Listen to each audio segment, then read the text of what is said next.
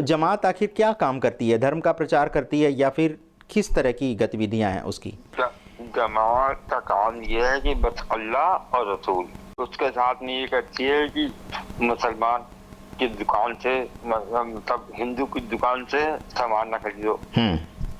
हिंदू को वो बिल्कुल अवॉइड करते हैं, बिल्कुल बिल्कुल दूर से रहते हैं कि अगर इनके सामान वो देखा नहीं कि अगर कोई मिठाई खरीदना है या कोई बनिए की दुकान है या इसकी दुकान, मुस्लिम की दुकान से खरीदना अच्छा समझते हैं। इनके दिमाग में एक ये बात है, मतलब एक सोच ऐसी बन गई है इन लोगों की कि ये हिंदू मुसलमान की जो बच्चा पेशाब करके अपनी जांघिया या जारवा नहीं बांध सकता, उसके दिमाग में ये बचपन से भर दिया जाता है कि तुम मुस्लिम हो, ये हिंदू है, ये काफिर है, तुम मुसलमान।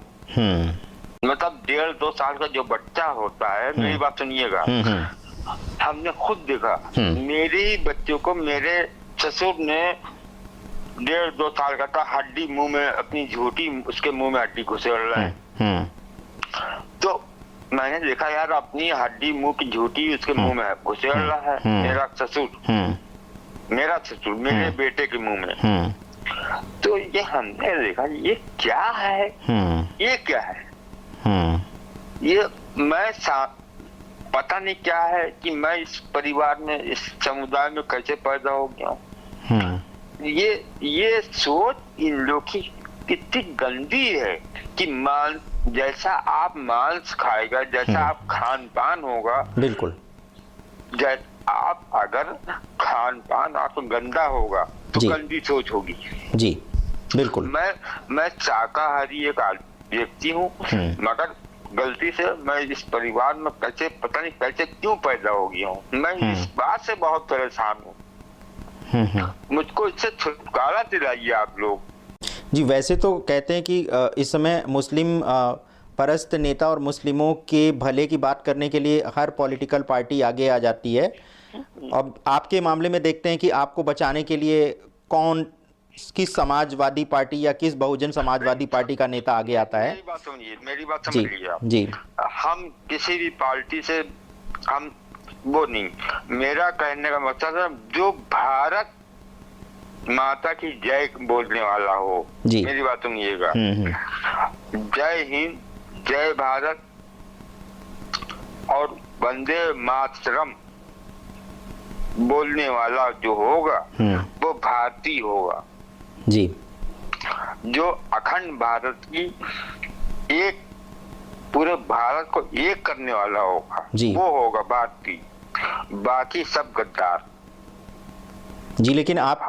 लेकिन मुस्लिम इस्लाम में तो भारत माता की जय बोलना एक तरह से अच्छा नहीं माना जाता है, गुनाह माना जाता है। वो उनको निकाल के बाहर फेंकिए, भारत से बाहर निकाल के फेंकिए। दीमक है ये लोग, सब दीमक हैं, चाट जाएंगे आपको। इनको देश से बाहर निकालिए, ये देश को आपको दीमक की तरह चाट जाएंगे जी। हाँ, जो नहीं बोलते हैं वो गद्दार हैं, यहीं का खाते हैं, यहीं का पीते हैं, यहीं हकते हैं, और मरने के बाद 2 गज जमीन को भी ले करके उसी में घुस जाते हैं, और 10-20 साल तक के उसी जमीन को कोई कुछ कर नहीं पाता। ये क्या है, ये है क्या है ये जी?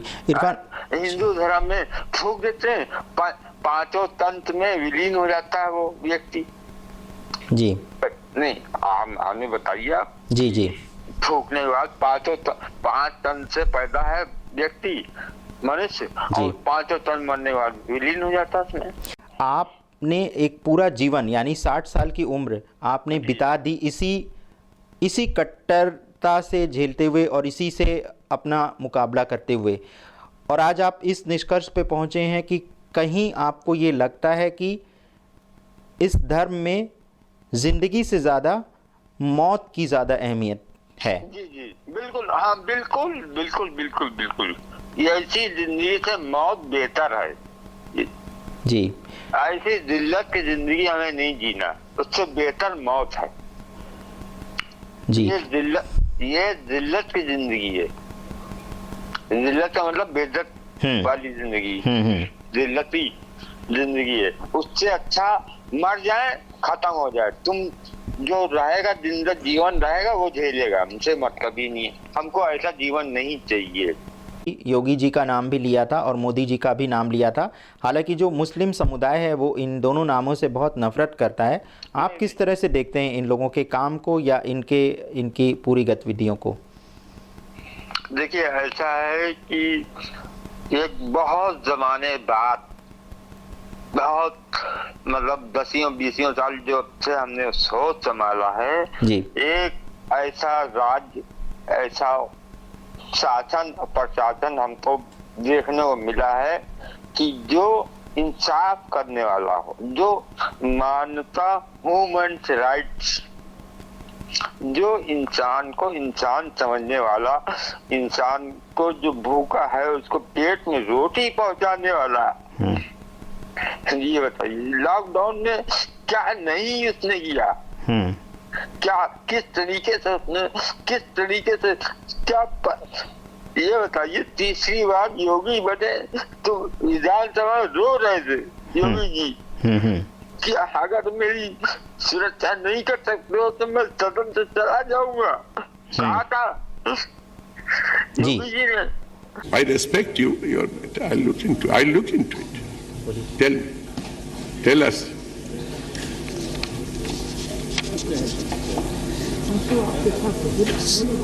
सर मुझे बोले don't be Tell him. Go on, Nitin.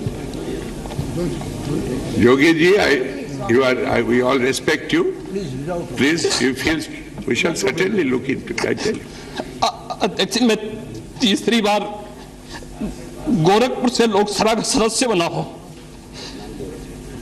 पहली बार मैं 25,000 वोटों से जीता था, दूसरी बार 50,000 से जीता और तीसरी बार लगभग 1.5 लाख मतों से मैं गोरखपुर से चुन करके आया हूं। लेकिन पिछले कुछ समय से महोदय राजनीतिक विद्वेष के तहत मुझे जिस प्रकार से राजनीतिक पूर्वाग्रह का शिकार बनाया जा रहा है, मैं केवल आपसे अनुरोध करने के लिए आया हूं, क्या मैं इस सदन का सदस्य हूं या नहीं हूं, और क्या सदन मुझे संरक्षण दे पाएगा या नहीं दे पाएगा? You are a very honorable member of the House. मुझे संरक्षण नहीं दे सकता है, तो मैं आज ही सदन को छोड़ करके वापस जाना चाहता हूं। यो छोड़िए सब। मैंने कोई महत्व नहीं रखता महोदय। मैंने अपने जीवन से संन्यास लिया है अपने समाज के लिए। मैंने अपने परिवार को छोड़ा है, मैंने अपने माँ बाप को छोड़ा है, लेकिन आज मुझे अपराधी बनाया जा रहा है महोदय, केवल राजनीतिक पूर्वाग्रह के तहत।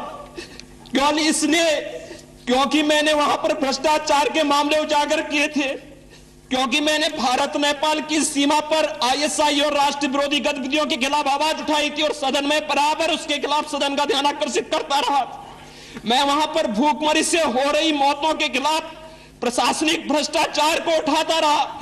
इसलिए मेरे खिलाफ महोदय सारे के सारे मामले बनाए गए और बनाए जा रहे हैं। सदन में क्या हम, अगर मेरी मतलब 50 लाख, 50,000, 1 लाख, 1.5 लाख जब जीत के आए हैं तो उन्होंने क्या कहा जी, अगर मेरी सरकार सुरक्षा नहीं करती, मुझे नहीं पसंद करती, मैं चला जाऊंगा सदन छोड़ करके। जी हाँ, वो बयान हमने सुना था जी। तो ये कहने मतलब मैं भारत का नागरिक हूँ, अगर भारत सरकार मेरी सुरक्षा नहीं कर सकती तो चूहे मार दवा दे दो मुझको, बस। मैं वही बात कह रहा हूँ जो योगी जी कहते हैं जी। मेरी बात को बहुत गहराई से समझिए। एक बार आप मेरे साथ में आइए, देखिए मैं कहाँ से क्या करता हूँ। और आपने ये भी कहा है हमसे कि आप भारत माता के लिए, भारत के लिए बहुत कुछ करना चाहते हैं। जी। क्या करना चाहते हैं? हमको आप ऐसा है, अभी तो 370 हटा है, मेरी बात सुनिएगा, अभी तो 370 हटा, TOK के लिए मुझको सबसे आगे भेज दो। जी। मैं उसको आजाद कराना चाहता हूँ, मैं अपने भारत में लेना चाहता हूँ उसको। और बताइए, मुझको कुछ नहीं चाहिए, मुझको अपने भारत के लिए कुछ करना है, मरना है भारत के लिए, पैदा हुआ भारत में, मरूंगा भारत में। आप बताइए कहाँ मरूंगा? क्या अरब में मरूंगा जाके, या इरफान जी, जाके मरूंगा? इरफान जी, अगर आप जैसी सोच सारे मुस्लिमों की हो जाए तो ये देश उसी दिन सोने की चिड़िया बन जाएगा जिस दिन आप जैसा कोई मोहब्बत करने वाला पैदा होगा। नहीं, आप हमको बचा लिए, बस हमको बचा ली। मेरा जो भी 10-5 साल का जीवन है, मैं सबको दान कर दूंगा, अपना जीवन दान कर दूंगा इस भारत के लिए। जी इरफान जी, आप अपने आप को संभालिए, धैर्य रखिए, आपकी सहायता बहुत शीघ्र की जाएगी और हम आपकी बात योगी जी, मोदी जी समेत सारे ही प्रशासनिक अधिकारी जो भी इससे संबंधित आपकी सहायता कर सकेंगे, हम उन तक आपकी बात ज़रूर पहुंचाएंगे। मैं भारत में पैदा हूँ, भारत में मरना है। अब इस भारत धरती के लिए, भारत की, जब हमने, मेरी बात सुनिए, जब अपनी माँ से पेट से निकला हूँ तो भारत की धरती पर पैदा खाता नहीं रखा था। उसी धरती पे, उसी भूमि पे, उसी मट्टी में मैं खेला कूदा और उसके साथ गद्दारी कर रहा हूँ, है जी। ये कहाँ लिखा है, किस, कौन सी किताब में लिखा है, यह हमको समझाइए आप। चाहे वो कोई भी धार्मिक किताब हो, उस किताब में दिखा दिए कि आपने वतन के खिलाफ बोलो या अपने वतन परस्त रहो। जी। तो आप अपने घर में रहते हो, आप अपने घर की सुरक्षा, जो जितना भी 1000, 2000, 3000 स्क्वायर फीट में अपना मकान बनाया है, क्या आप किसी भी अपने घर की सुरक्षा नहीं करोगे? आप बिल्कुल करेंगे जी। नहीं, आप बताइए, आप आपने घर की सुरक्षा नहीं की? क्या कोई भी आपके घर में घुस जाए तो क्या आपको उसको घुसने दोगे? जी नहीं, बिल्कुल नहीं। जो फिर ये पूरा अखंड भारत मेरा है जी, तो हम दूसरे को क्यों घुसने दें? क्यों उसमें हस्तक्षेप करे दूसरा आदमी? मेरा भारत मेरा है जी। लेकिन ये बात जो है सारे मुस्लिम क्यों नहीं समझते हैं, और क्यों आखिर एक मुस्लिम आज भी अपने आप को इस देश से बिल्कुल अलग मानता है? वो यहाँ रह के भी यहाँ का नहीं है, वो हमेशा सौतेला क्यों मानता है? ये हम कहते हैं ये दीमक है, दीमक। इनको निकाल करके, दीमक वाला तेल डाल करके इनको निकाल करके बाहर किया जाना चाहिए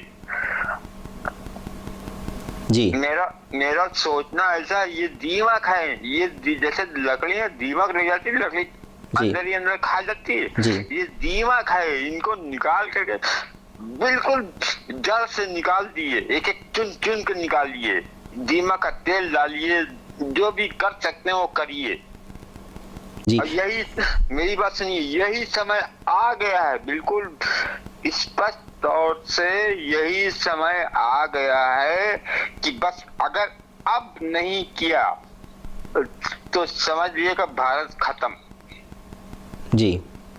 अगर अब नहीं हो पाया तो योगी जी, मोदी जी समझ लें कि अगर अब नहीं हो पाया तो समझ लीजिएगा भारत का नाम और निशान खत्म हो जाएगा।